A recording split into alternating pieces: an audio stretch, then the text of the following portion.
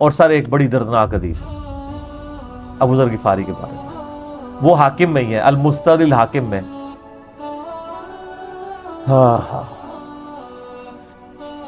غزوہ تبوک آپ کو پتا ہے ایک ایسا غزوہ تھا جس میں جو شرکت نہیں کرے گا وہ منافق ڈکلیئر ہوگا. قرآن میں فتویٰ آ گیا تھا. اس سے پہلے کبھی نفیر عام نہیں تھی. یہ پہلا اور آخری موقع تھا، کیونکہ رومن امپائر سے ٹکرانا تھا، سپر پاور تھی دنیا کی، 1.5 لاکھ کی فوج لے کے کیسرے روم بارڈر پہ آ گیا تھا عرب کے. تو نبی علیہ السلام نے اناؤنسمنٹ کی کہ بھئی اب سب نے جانا ہے، جو نہیں جائے گا منافق شمار ہوگا، الا یہ کہ کسی کے پاس ریسورسز نہ ہو، یا کوئی مریض ہو، یا کوئی عورت ہو، یا کوئی معذور ہو.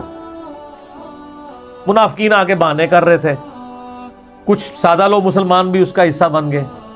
بخاری مسلم میں 3 اصحاب کی توبہ کا واقعہ بھی موجود ہے، وہی میری ویڈیو ریکارڈڈ ہے. تو کعب بن مالک کی رضی اللہ تعالیٰ عنہ علیہ السلام، کچھ لوگ جو ہے وہ یعنی اپنے ان معاملات کی وجہ سے کچھ پیچھے بھی رہ گئے.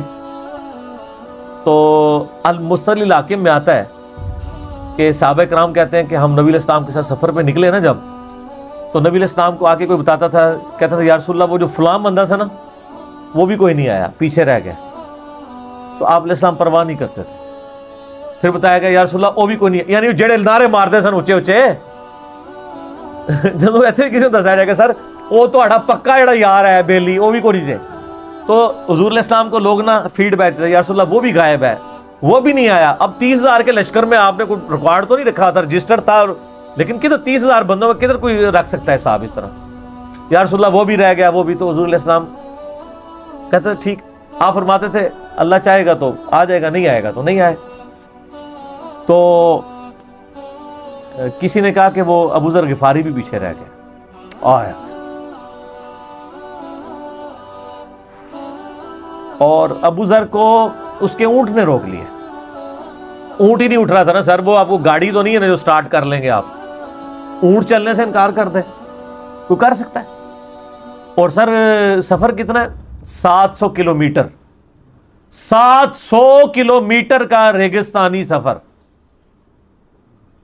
آج کے دور میں بھی کرنا مشکل ہے. سائیکل پہ نہیں آپ کر سکتے، پیدل تو آپ سوچ بھی نہیں سکتے.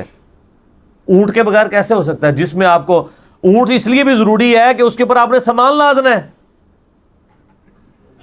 پانی نہیں راستے میں پینا. ریگستان میں تو کئی کلومیٹرز تک کچھ بھی نہیں ہوتا، بھوکے پیاسے مریں گے. پھر آپ قافلے سے بھی جدا ہیں. تو ابو ذر غفاری کوشش کرتے رہے کس طریقے اونٹ. اسی دوران قافلہ نکل گیا آگے، تو وہ اونٹ اٹھا ہی نہیں ہے. تو حضرت ابو ذر غفاری نے اپنا سامان اپنی پیٹھ پہ لاد لیا، پیدل چل پڑے ریگستانی سفر میں.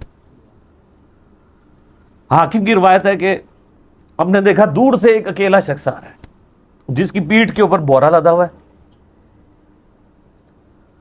تو نبی علیہ السلام کی آپ محبت دیکھیں، آپ نے فرمایا کہ تو ابو ذر ہو جا، یعنی جو آنے والا شخص ہے تو ابو ذر ہو.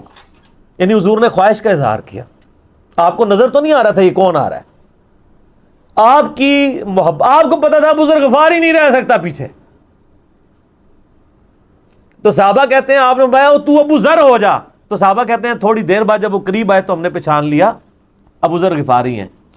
تو جب ہم نے پہچان لیا نا تو حضور علیہ السلام نے ان کے پہنچنے سے پہلے آپ نے فرمایا ابو ذر کو دیکھو اکیلا آ رہا ہے، اکیلے ہی دنیا سے جائے گا اور قیامت دن بھی اکیلا اٹھایا جائے گا. دنیا سے کیا کہہ رہے گے. صحیح بخاری میں آتا ہے کہ حضرت عثمان غنی رضی اللہ عنہ کے دور میں چکے. یہ اس حدیث کا بھی کچھ حصہ باقی ہے، میں بعد میں بیان کروں گا. پہلے میں اس کو کنکلوڈ کر لوں کہ صحیح بخاری میں آتا ہے کہ حضرت ابو ذر غفاری شام چلے گئے تھے. وہاں پہ چونکہ گورنر تھے حضرت معاویہ رضی اللہ تعالیٰ عنہ. وہ قرآن کی وہ جو سورہ توبہ کی آیات ہے نا کہ جو لوگ سونا اور چاندی جوڑ کے رکھتے ہیں یہ گرم کر کے ان کی پیٹھوں پہ ان کے ماتھے کے اوپر لگایا جائے گا قیامت والے دن. تو وہ یہ آیت پڑھا کرتے تھے اور حضرت معاویہ سے ان کا جھگڑا رہتا تھا کہ تم لوگ جو یہ مال جوڑ رہے ہو نا اور یہ اتنے خزانے تم لوگوں نے بنا لیے ہیں، یہ نبی علیہ السلام کی تعلیمات کے خلاف ہے.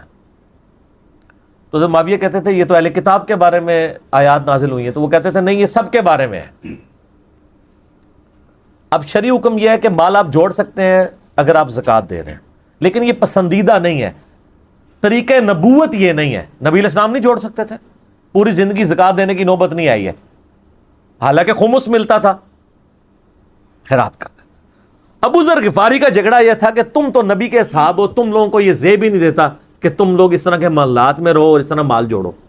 تو اب چونکہ سینئر صحابی تھے، ان کو ہاتھ ڈالنا بھی آسان نہیں تھا، پھر نبی علیہ السلام نے فرمایا ہو کہ اس سے زیادہ سچا انسان ہی کوئی نہیں، تو حضرت معاویہ نے خط لکھا حضرت عثمان کو کہ جی اس بندے سے میری جان چھڑائے نا، اس کو آپ واپس بلائیں۔ تو حضرت معاویہ نے جب خط لکھا تو حضرت عثمان نے ان کو کہا تم مدینہ شریف واپس آ جاؤ۔ مدینہ شریف جب یہ واپس آئے تو صحیح بخاری میں آتا ہے کہ لوگوں کا جھمگٹا لگ گیا بزرگ غفاری کے گرد، لوگوں کو پتا تھا یہ تو بڑا یعنی زہد والا بندہ ہے۔ تو ابو ذر غفاری وہی حدیثیں سنایا کرتے تھے کہ حضور نے فرمایا یہ احد پہاڑ سونے کے برابر ہو تو میں خیرات کر دوں گا، جبکہ باقی صاحب کہتے تھے کہ مال جوڑنا جائز ہے اگر زکوٰۃ کوئی دیتا رہے۔ وہ یہ کہتے تھے کہ یار یہ تم لوگوں کو تو زیب نہیں نہ دیتا، یار تم لوگ تو یہ باتیں نہ کرو، تم لوگ نبی کی صحبت یافتہ ہو، تم لوگوں کو تو زہد ہونی چاہیے تم لوگوں کی زندگی میں۔ اب لوگوں کا ہجوم ان کے گرد لگ گیا، اور پھر حضرت عثمان نے ان کو خلیفہ وقت تھے بلایا اور کہا کہ یار تو خود ہی مدینہ شریف چھوڑ کے یہاں سے چلا جا، تیری وجہ سے فتنہ کھڑا ہو رہا ہے۔ تو حضرت عثمان نے کہا میں نے تو نبی علیہ السلام سے سنا تھا کہ حکمرانوں کی اطاعت کرنا، صبر کر لینا۔ تو ایک زبدہ نامی کا ایک گاؤں تھا مدینہ شریف کے پاس، شہر سے ہٹ کے، تو وہ پھر وہاں پہ ہجرت کر گئے۔ آپ دیکھیں ریونج کیسا تھا، لوگ کتنے ڈرے ہوئے تھے کہ ابو ذر اپنی بوڑھا شخص 80-90 سال کا بابا اپنی ایک بڑھیا بیوی کو لے کے اس عمر میں شہر بدر ہو رہا ہے اکیلا۔ آج نہیں آپ سوچ سکتے کسی جگہ آپ اکیلے جا کے پڑاؤ کریں، کسی بیابان کے اندر، ریگستان کے اندر۔ اس زمانے میں آپ سوچ رہے، آج کل بھی آپ مدینہ شریف کے گرد چلے جائیں تو آپ وہاں نہیں ایک رات بھی نہیں گزار سکتے۔ تو کوئی شخص حضرت ابو ذر غفاری کو سی آف کرنے نہیں آیا سوائے حضرت علی کے، اور وہ بھی مدینہ کی باؤنڈری تک آئے۔ ان کو پتا تھا ان کے سٹانس کے بارے میں، اور حضرت علی نے ان کو جب سی آف کیا تو کہا کہ میں چونکہ حکمران وقت کی اطاعت کا پابند ہوں، میں مدینہ کی باؤنڈری سے باہر نہیں جاؤں گا۔